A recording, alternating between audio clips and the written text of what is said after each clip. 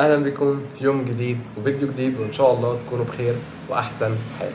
زي ما انتم شفتوا من عنوان الفيديو، هنتكلم النهارده عن حاجات كنت اتمنى حد يقولها لي قبل ما ادخل الجامعه. في حاجات طبعا كتيره، نصايح اتقالت لي قبل ما ادخل الجامعه، بس تحسوا كده ان في نصايح صغيره، في نصايح بسيطه جدا محتاجه فعلا اللي وقع في هذا الحدث. فتجربتي الثلاث سنين اللي فاتوا اللي انا عشتهم في الحياه الجامعيه والحياه السكنيه، جيت انقل لكم كل حاجه انا كنت نفسي حد يقولها لي او انا اتعلمت منها، حابب ان انا انقلها لكم. ففي الفيديو ده هقول لكم عن كل حاجه ان شاء الله، من اول الحاجات الصغيره كده لحد الكبيره اللي كل الناس بتقولها طبيعي. فيلا بينا نبدا الفيديو. اول حاجه زي ما انتم عارفين ان انا عديت بالثلاث سنين مرحله دراسيه بلس ان هم 3 سنين سكن جامعي. اتعلمنا فيهم حاجات كتير جدا، وعايز اقول لكم يا جماعه ان انا مهما قلت لكم اي حاجه ومهما قعدت اديكم من النصايح، عايز اقول لكم ان انتوا مش هتشوفوا كل النصايح دي او مش هتاخدوا منها غير لما تعيشوها. هتقولي طب هتنصحنا ليه؟ بنصحكم عشان تبقوا عندكم خلفيه، عندكم ان ده ممكن يحصل، عندكم ان ده ممكن تشوفوه على مدار سنين الجامعه، ما تتصدموش بيها زي ما احنا بنتصدم بيها كده، او اي طبعا كل واحد ليه تجاربه مختلفه عن التاني. فانا بحاول انقل لكم النصايح والتجارب اللي انا قابلتها وواجهتني. ممكن بالنسبه لناس تانية هي قابلتها، وممكن بالنسبه لناس تانية كمان هي ما قابلتهاش، فتبدا ان هي تشوف عشان لو قابلتها على ارض الواقع تبقى مش مخضوضه مش مصدومه والحاجات دي كلها. اول حاجه يا جماعه وهو انك اول ما بتبدا الجامعه تتغير. طبيعي كلنا ان احنا اتغيرنا ووصلنا لمرحله دراسيه جديده، بس التغير ده ما تخليهوش يجي عن الدين بتاعك، عن الصلاه بتاعتك، عن حفظك للقران، عن قراءتك للقران. لان في الجامعه بتبقى منفتحه جدا جدا، مش زي المدرسه احنا عارفين بعض وامهاتنا عارفه امهات بعض وابهاتنا عارفه ابهات بعض خالص.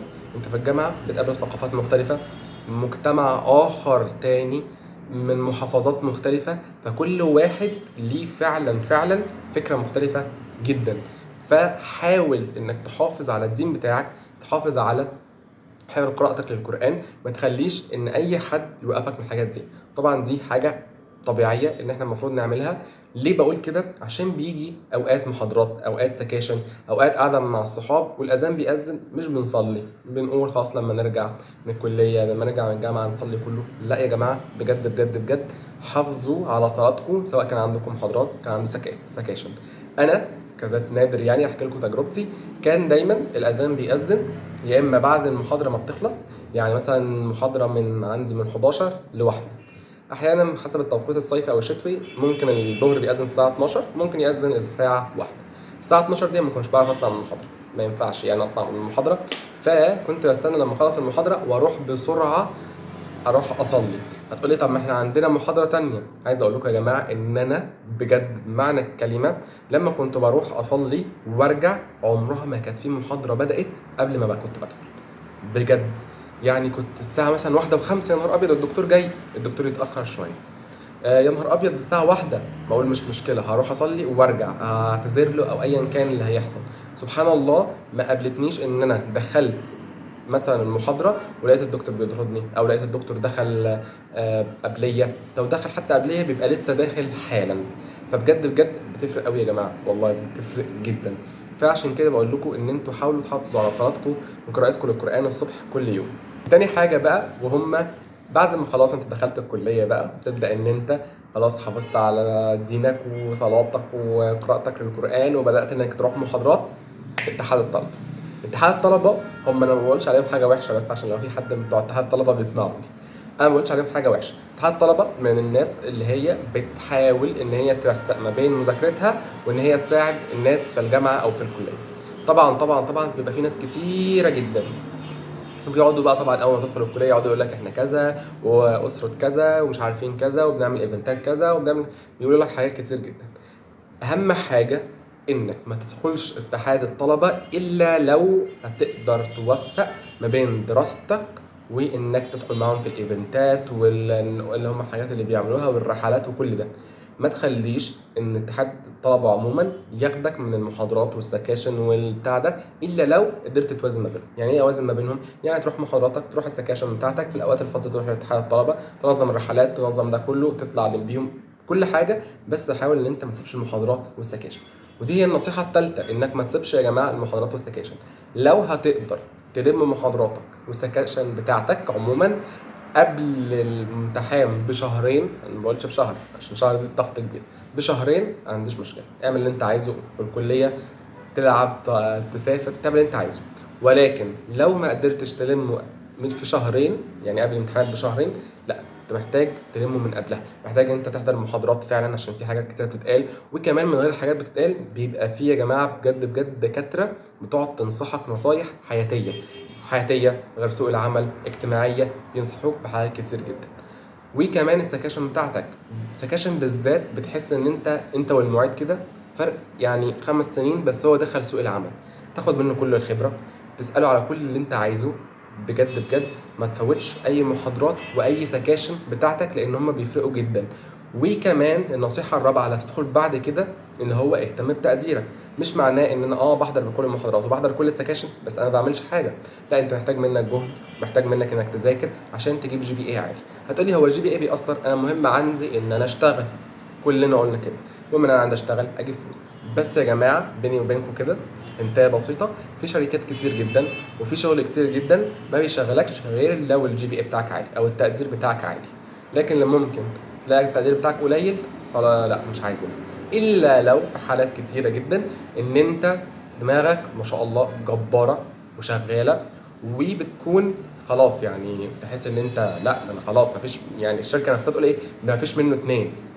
فدي حالات نادره جدا، فما بيهتموش بالتقدير، ما بيهتموش بكل الجي بي اي اللي هو جابه، لا بيهتموا بدماغه.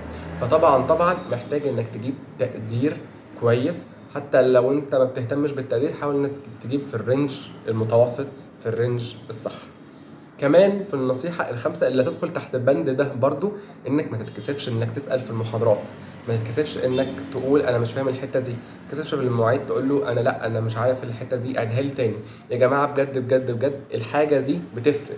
انا كنت متعود عليها من المدرسة، كان المدرسة دايما كنت بتكسف اسأل في المدرسة، بعد كده قلت ليه ما اسألش في المدرسة، فبقيت اسأل في المدرسة، بقيت كمان اسأل في الجامعة عادي جدا في المحاضرات والسكاشن.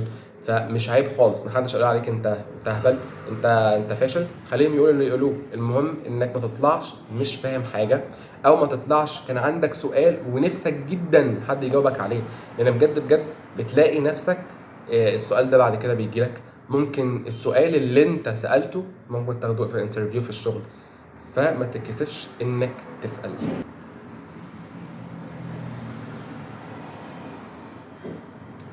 كده ندخل على فقره الصحاب. جماعه بجد بجد ما تكرهوش حد. انت بتقول ايه يا نادر؟ بجد يا جماعه ما تكرهوش حد.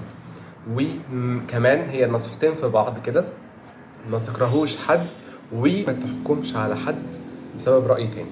هتقول لي ازاي؟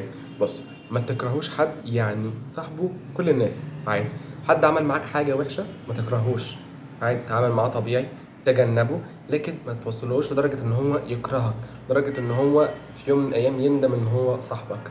لا يا جماعة ما تعملوش كده خالص، لان بجد بجد السيرة هي اللي بتقعد بعد عمر طويل، هي اللي بتقعد. فما توصلش لحد ان هو يكرهك لدرجه ان هو مش طايقك مش حبك، ده كله ما تكرهوش حد نهائي. مش عايزينه تجنبوه، ابعدوا عنه شويه، لكن ما تكرهوش وتقول لا انا بكرهك ده انت وتروح تسوق فيه لكل الناس. لا يا جماعه، لان مش ده اللي احنا المفروض نعمله، مش الدين بتاعنا بيقول كده. طب يعني ايه ما احكمش على حد؟ بصوا يا جماعه، في حاجات كتيره جدا ما ينفعش تحكم عليها من غير ما انت تتعامل معاها او ان انت تشوفها ازاي.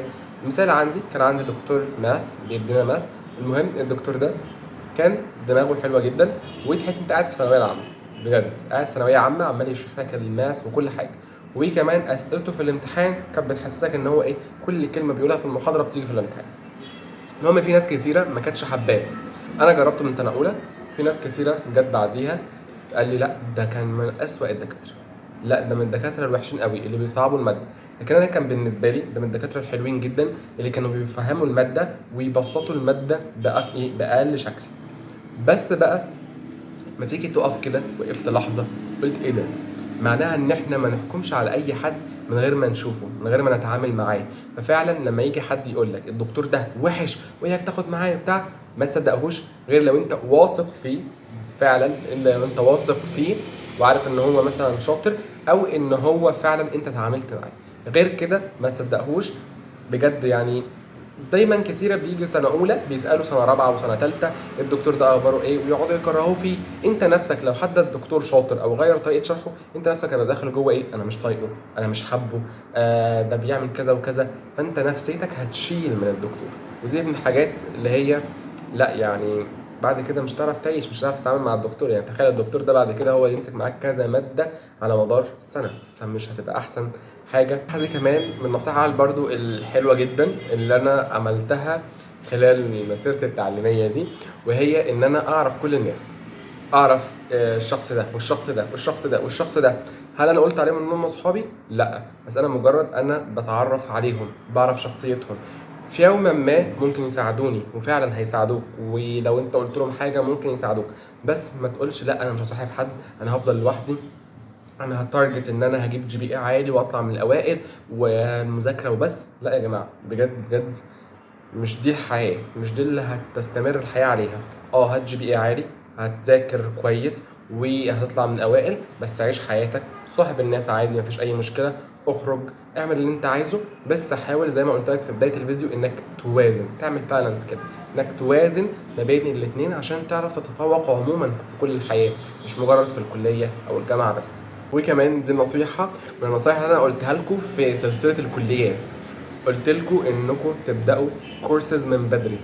انت هندسه، حاسبات، اداب، زراعه، تجاره، ايا كان الكليه، طب اللي انت فيها، حاول انك تبدا من سنه تانية، من بدايه سنه تانية تبدا الكورسز اللي انت عايزها، التراك اللي هتمشي فيه، التخصص اللي انت هتختاره. تبدا انك بقى سيلف ديفلوبمنت، ان انت تحسن من نفسك وتطور من نفسك، او كمان انك تبدا ان انت تبحث او تاخد كورس بره او ايا كان من الحاجات دي. دي من الحاجات اللي انا بجد يا جماعه من النصايح اللي انا حسيت ان هي كانت محتاجه ان انا حد يقولها لي. حد يعني ممكن في حاجات كتيره اتقالت، بس في تيبس جوه كل حاجه كده بجد ممكن يعني تخليك ان انت الحته دي فعلا ما خدتش بالي منها. فدي من الحاجات فعلا اللي انا كنت حابب ان حد يقولها او يعيد تفكيري فيها. برضو في نصيحه كمان، وهي انك ما تتاثرش بحد. يعني ايه ما تتاثرش بحد؟ يعني انك مش اي كلمه او اي كلام يتقالك انك تصدقه. بجد صدقه وعادي، مفيش مشكله، سرش. اهم حاجه ابحث عن الموضوع ده. يعني حاول انك مش تفتح مخك لاي حد. هتقول لي ازاي؟ بص، في ناس كتيره جدا بتبقى يعني مش عارفه اجيبها ازاي. في ناس كتيره جدا بتبدا في الجامعات ودعوه في حاجات، بس في حاجات متشدده لدرجه انك بتوصل لحته تانية خالص. فحاول انك ما تفتحش دماغك لكده. اسمع منهم، اسمع، ما بقولكش ما تسمعش، لا اسمع واعمل كل اللي انت عايزه. بس اعمل سيرش، ابحث كويس قوي قوي قوي، اسال شيوخ، اسال اي حد انت واثق فيه وعارف ان هو رايه صح. يعني اسال اي حد انت عارف ان هو هيطلع لك الاجابه اللي انت يعني مش اللي انت عايزها، الاجابه النموذجيه اللي فعلا اللي هي الصح. لان في حاجات كتيره جدا يعني بعيد الشر بتحصل في الجامعه ممكن توصلك لحته تانية خالص. طبعا من الحاجات برضو النصيحه برضو دي، وهي يا جماعه انكم حاولوا برضو ما تتاثروش بانكم تشربوا سجاير، تشربوا فيب، تلبسوا سلاسل. تمام؟ لان يا جماعه يعني انا جيت سالت اخواتي وقلت لهم يعني انتوا نظركم ايه لما تلاقوا ان واحد بيشرب سجاير؟ حسيت ان هم كلهم نفروا من الموضوع، قالوا ايه ده يا مستحيل، وعمرنا ما مثلا هنتجوز مع حد بيشرب سجاير، عمرنا ما هنتجوز حد لابس سلاسل. طب ده معناه ان انتوا بتعملوا ده كله عشان خاطرهم. انا عارف انت كولد دلوقتي تتفرج عليا، انا عارف ان انت بتشرب السجاير وبتشرب الفاب وبتلبس السلسله عشان خاطر انت البنت تعجب بيك، بس في الحقيقه هي تشمئز منك، مش بتعجب نهائي بيك. فعشان كده بجد وقف. لو انت بتشرب الحاجات دي وبتلبس الحاجات دي عشان خاطر البنت تعجب بيك، يبقى قابلني لو لقيت حد اعجب بيك. حتى لو اللي اعجب بيك هيعجب بيك فتره وبعد كده خلاص، بعد كده ممكن يلاقي حد ده احسن وبتاع.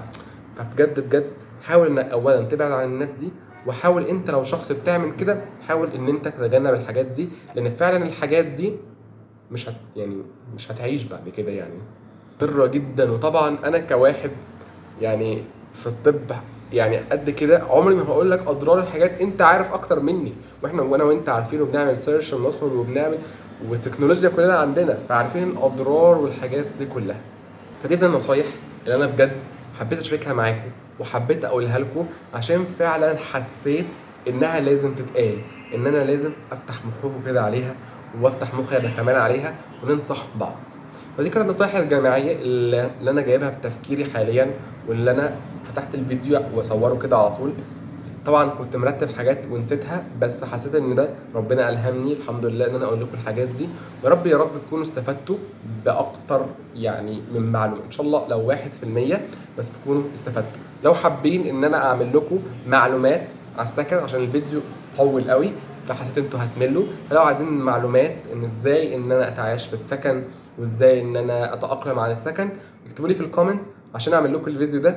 وكمان ما تنسوش ان انتوا تعملوا لايك وكومنت وسبسكرايب. ولو انت في اي مرحله جامعيه دراسيه وحابب تدي نصيحه لحد تاني، اكتب في الكومنتس وقول له، لعل وعسى كلنا نقرا الكومنتس ونستفاد من بعض. واي كومنت فعلا هيدي نصايح هعمل له بين عشان تبقى سهل الرجوع ليها. ما تنسوش تعملوا سبسكرايب وتفعلوا زر الجرس عشان كل يوم اتنين ان شاء الله بننزل فيديو. وكمان ما تنسوش تتابعوني على الانستجرام، وان شاء الله اشوفكم في الفيديو الجاي. باي باي.